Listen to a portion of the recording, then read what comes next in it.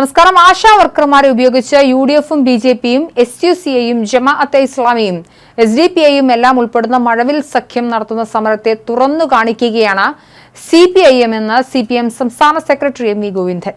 സമരം നടത്താനുള്ള അവകാശം ജനാധിപത്യപരമാണ്. ആ സമരങ്ങളെ ആരും എതിർക്കുന്നില്ല. പക്ഷേ സമരം എന്താണ് ലക്ഷ്യം വയ്ക്കുന്നതെന്ന് പാർട്ടിക്ക് കൃത്യമായി അറിയാം.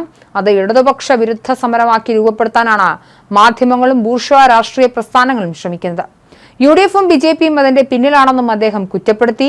ഒരു മഴവിൽ സഖ്യം തന്നെ ഇവർ ചേർന്ന് രൂപപ്പെടുത്തിയിട്ടുണ്ട്.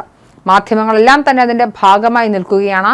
ആ സമരത്തെ ജനാധിപത്യപരമായി തന്നെയാണ് കാണുന്നത്. പക്ഷേ ആശാ വർക്കർമാരെ ഉപയോഗിച്ച് SUCA-യും ജമാഅത്തെ ഇസ്ലാമിയും SDPI-യും ഉൾപ്പെടെ എല്ലാം ചേർന്ന് നടത്തിക്കൊണ്ടിരിക്കുന്ന രീതിയെ ഞങ്ങൾ തുറന്നു കാണിക്കുകയാണ്. എല്ലാവരും ചേർന്നുകൊണ്ടാണ് ഈ സമരത്തെ ഇത്തരത്തിൽ മുന്നോട്ട് കൊണ്ടുപോകുന്നത്. ആശാ വർക്കർമാരുടെ സമരം രാജ്യവ്യാപകമായി നടക്കുന്നതിന്റെ ഭാഗമായുള്ളതാണ്. ഇതിനെ കേന്ദ്ര സർക്കാരാണ് നടപടി സ്വീകരിക്കേണ്ടത്. കേന്ദ്ര പദ്ധതിയുടെ ഭാഗമാണിത്. കേരളത്തിലാണ് ആശമാർക്ക് ഏറ്റവും അധികം തുക ഓണറേറിയം ലഭിക്കുന്നതെന്നതും വസ്തുതയാണ്.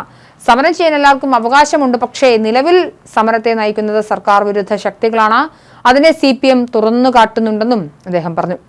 ആരോഗ്യമന്ത്രിയുടെ സന്ദർശനം മാധ്യമങ്ങളെല്ലാം കൂടി കെട്ടിച്ചമച്ച വാർത്തയാണ്. മാധ്യമ സൃഷ്ടിയാണ് പല വാർത്തകളും. ചർച്ചയ്ക്കാണ് പോയതെന്ന് എവിടെയും പറഞ്ഞിട്ടില്ല. പക്ഷേ വാർത്ത മുന്നേ തന്നെ കൊടുത്തു.